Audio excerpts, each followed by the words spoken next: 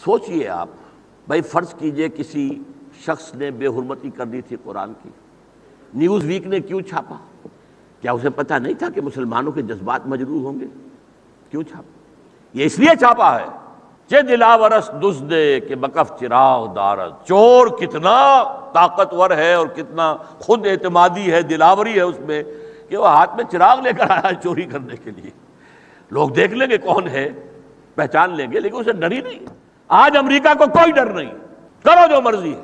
اور وہاں کا آدمی عام طور پر سمجھ لیجئے، امریکی قوم عام طور پر سادہ لوح قوم ہے، سادہ لوح ہے۔ میں 1979 سے لے کر 2001 تک کم سے کم 40 مرتبہ گیا ہوں امریکہ، اور 3 ہفتے 4 ہفتے مہینہ بھر وہاں ٹھہرا ہوں۔ میں نے اس قوم کو اچھی طرح دیکھا، سادہ لوگ، ان کو زیادہ معلومات دنیا کی ہے ہی نہیں، بس کام کام کام، 5 دن کام، 2 دن عیش، پیے جاؤ شراب، یہ کرو وہ کرو، وہاں چلے جاؤ پکنک کرو، بس عیش۔